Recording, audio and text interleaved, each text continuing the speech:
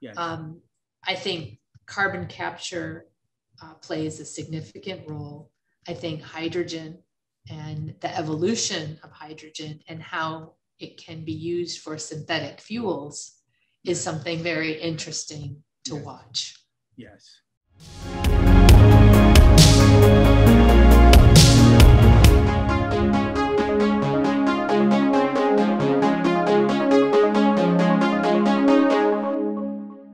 Ma'am, if you were, I understand you are responsible for a third of the company, but if you are part of the executive committee, and as you look at Wood's strategy, and you had a choice to make, it was an either or, and you said, look, I can focus on renewable capabilities and competencies, right? Whether it's solar, wind, or you mentioned hydrogen, right? Or we could focus on managing and capturing the carbon aspect of it, right? And your company doesn't have to choose. It's a large enough company where you can probably have both. But if you had to choose one or the other, then where would you put your emphasis on? Which is the more, and this is purely from a strategic growth perspective, right? Where do you think the industry, not the industry, where do you think society is moving?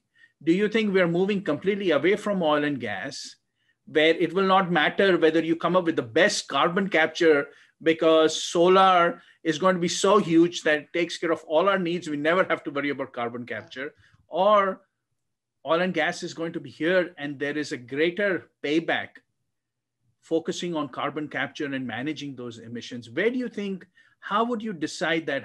What criteria would you apply, and how would you make that decision? I really don't think it's an either or. Okay.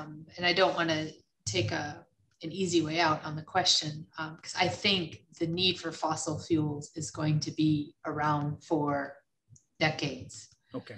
I do believe that. Okay. I do believe you can have both. Okay. You can have proper management of fossil fuels, the need of fossil fuels, and still do it in a sustainable way. Yes. But there probably is some point where that eclipses, where the more renewable energy may take a dominance. Will that be in 2040, 2050? We don't know. Okay. When the transition is complete. Yeah, supposedly. Yes. But I think the true kind of barometer is when you look at where the companies are investing. You know, our clients are the ones that are making the decision on where they're going to invest their CapEx. Yes. So will they choose to invest more of their capital into renewables or not conventional, let's say, oil and gas? And I think that's going to be an interesting point, because companies are going to be at different paces. You know, what is affordable, what is their own strategic trajectory as well. Yes. I think carbon capture plays a significant role. I think hydrogen and the evolution of hydrogen and how it can be used for synthetic fuels is something very interesting to watch. Yes, yes. Very fascinating. Fascinating. I can imagine how intriguing these strategic discussions must be in companies, because the landscape is changing.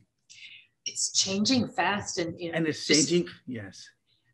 This is where I something else to add. I think the technology is a really critical component, and this is where you may have a lot of smaller companies. Yes. Who have the nimbleness, ingenuity, and they're able to come up with technologies maybe faster. Yes. And this is where you can see partnerships come that can help probably solve some of these problems. And it's a joint problem. I don't think it's one that someone has to be first or the winner. I think there's plenty of room. for That is quite everyone beautiful. to And contribute. I'm getting a little excited because as I think about the future for the Houston region, Mhm. we have all talked about Silicon Valley as the technology leader. Well, the Gulf Coast may become the leader now in technology, and as we find solutions for a very significant problem that society has. It's going to be here in the Houston region as companies and we transition. This is not just a transition of energy. Yes, It is a transition for the Houston region as it reinvents itself. How cool is that? I think it's extremely important. Yes, It I think really is. that's really exciting. That's really exciting. So I appreciate the time you have taken, but I have a question, my last question for you.